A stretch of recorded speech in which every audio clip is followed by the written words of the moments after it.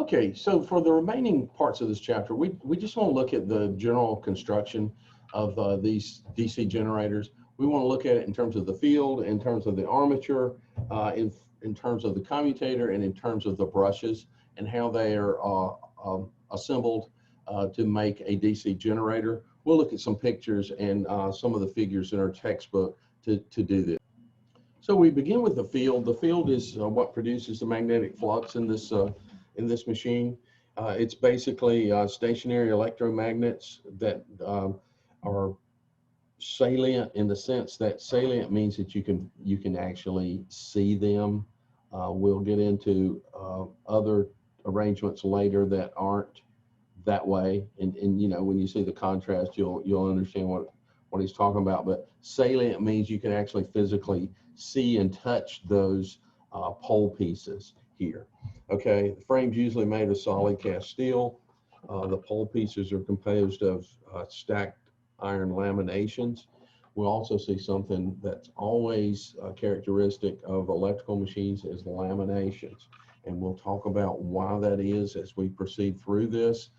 Primarily this thing called eddy currents that occur whenever ferromagnetics are exposed to magnetic fields. Internal currents are generated, and laminations keep those currents from flowing and becoming very large. And you know, we'll get into that later on.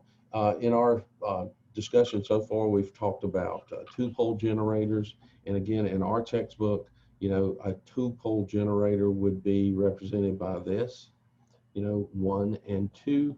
Some text and some discussions, you know, talk about pole pairs, and if that were the case here, this would be, you know, a one-pole pair motor. But anyway, we talk about the actual poles. In practice, DC generators have more than 2 poles. There are 2 and 4 and 6, and sometimes as many as he says 24 poles. The number of poles depends upon the size of the machine. Usually the bigger it is, the more poles that it has. You know, and of course we couldn't really get into drawing specifics of a 24 pole machine and actually be able to see that. What I want you to get here is that, you know, this field is, you know, composed of pole pieces and the coil of wire that surrounds that pole piece to create that electromagnet. Other things that he's pointing out here are the armature and the commutator, the air gap that exists between the rotating armature and the magnetic poles.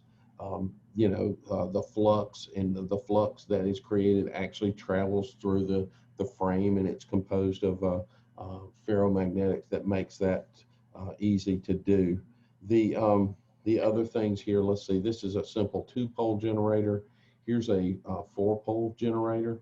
Again, everything is just multiplied as you add poles, and you know, another pole piece and filled coils. This together, you know, would consist of what we would call the field. He talks about the shunt field coils are composed of several hundred turns of wire, relatively small current. The flux that's developed in the coils produces magnetic flux, passes through the pole pieces, the frame, the armature. It's all composed of ferromagnetics that conduct magnetic flux. The air gap ranges from 1 to 1.5 to 5 millimeters. As the generator rating increases from, say, a 1 kilowatt to 100.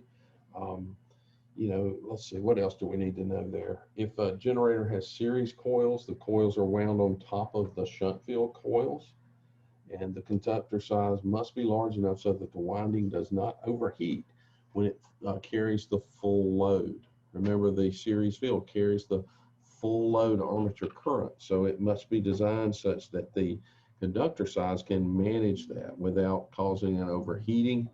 And then I guess the last thing here in this section is this figure 429. And what he shows us is that opposite poles